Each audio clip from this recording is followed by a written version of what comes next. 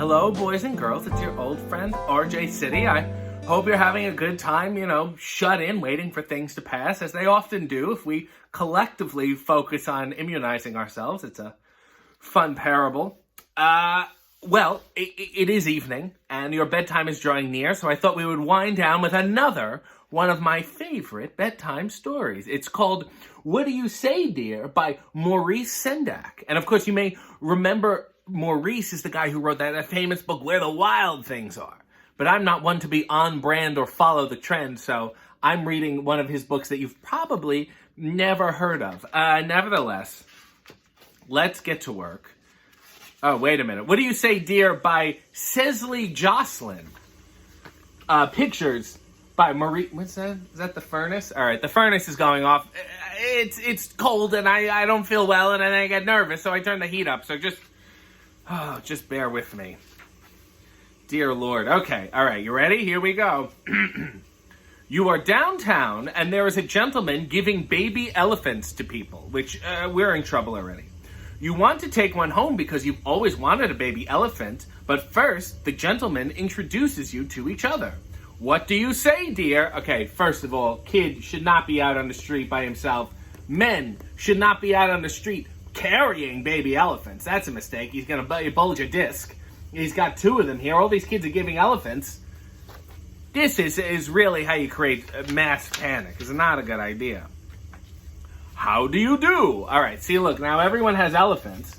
And this boy, his parents have ingrained manners so much into him that he's now bowing to this elephant instead of realizing, hey, maybe I should get out of here. This is not a good idea. You are picking dandelions and columbines outside the castle. All right, so this is an anthology, I guess, because we've dropped the elephant story. Suddenly, a fierce dragon appears and blows red smoke at you. But just then, a brave knight gallops up and cuts off the dragon's head. What do you say, dear? Okay, this is a scene of violence and true decapitation. I feel bad for the dragon. This is really without warning. Okay, he blows fire at you. There's no reason to cut his head off. Thank you very much. See, the princess there is showing gratitude to the knight for decapitating the dragon. I guess that's the appropriate thing to do. But look, I guess the dragon isn't even upset. He's like, oh, well, I got defeated. I'll close my eyes as I head off into the great beyond. Okay, so now we're in the Wild West. You are a cowboy riding around the range. Suddenly, Bad-Nosed Bill comes up behind you with a gun. Oh, God. He says, would you like me to shoot a hole in your head? What do you say, dear? Now, okay, I don't need to tell you, first of all, the Wild West is done. Even if it's not done, you shouldn't be on a horse by yourself without supervision, certainly without a helmet. Cowboy hat doesn't cut it. And this guy is asking, at least he asked, okay? There should be no guns. There should be no shooting of any kind. Please. Why did I pick this book? No, thank you. At least the child had enough sense to say no, thank you. And he's leaving. The guy's like, oh, all right, what am I going to shoot? Maybe I'll shoot a tin can.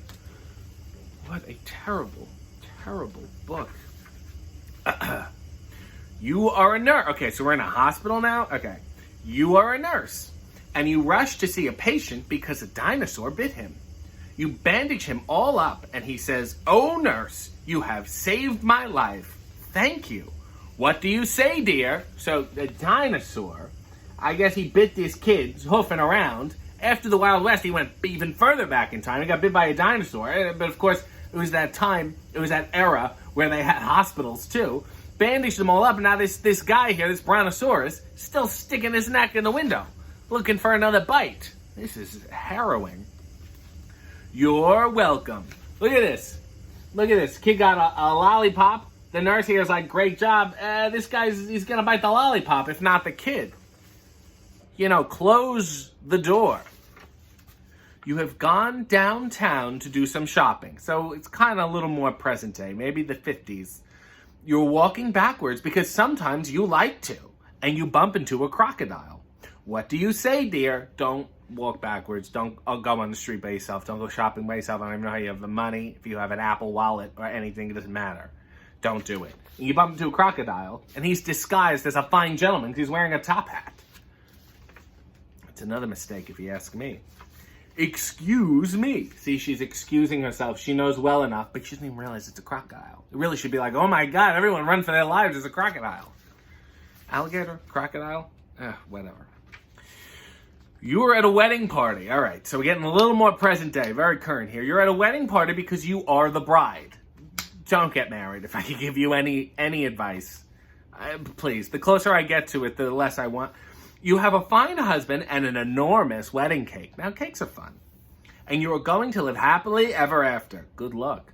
Only first, you are very, very hungry. What do you say, dear? Look, there's all this going on. And now you have kids? Gee, how does life go by so fast? You know what I'm saying? Would you please pass the cake? See, look at this kid. This kid, so wait a minute. You had kids and you're not even married yet? Bad advice, kids. Not the order to do it in. You're at the princess's ball. All right, well, now we're royalty. I guess you married the right fella. And she's telling you a secret. But her orchestra of bears is making such a fearful lot of noise that you cannot hear what she is saying. What do you say, dear? You say, will you stop? Why are you playing instruments? You're bears. Go hibernate. Does a bear play oboe in the woods? I beg your pardon. So they're saying if you can't hear someone, you just ask them to speak up, as opposed to telling the band of bears to be quiet.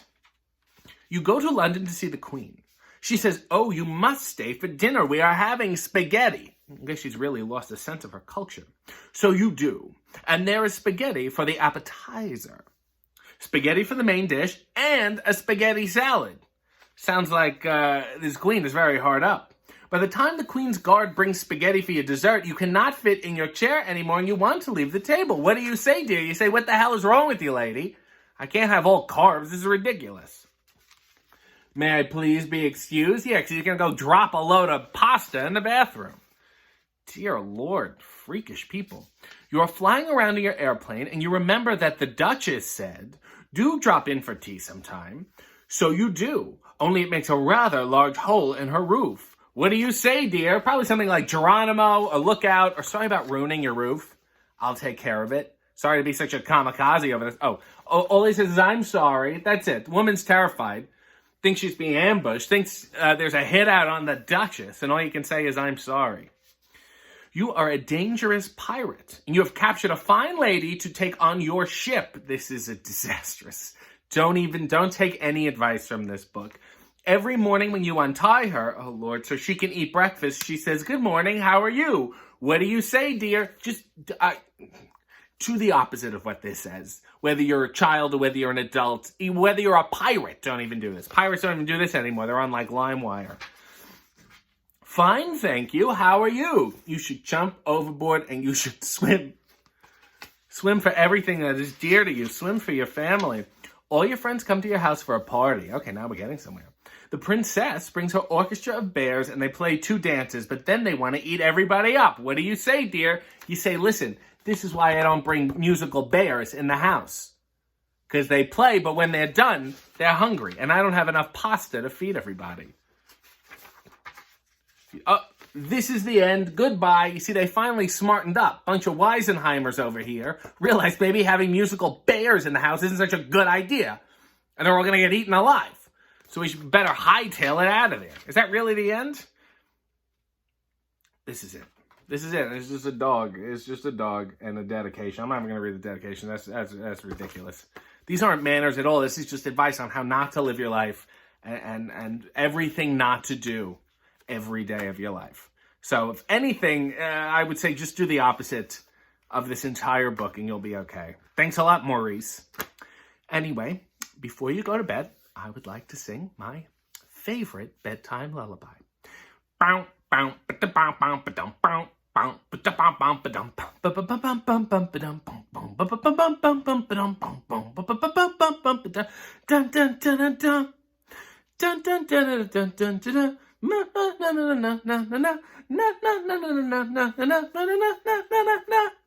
Good night.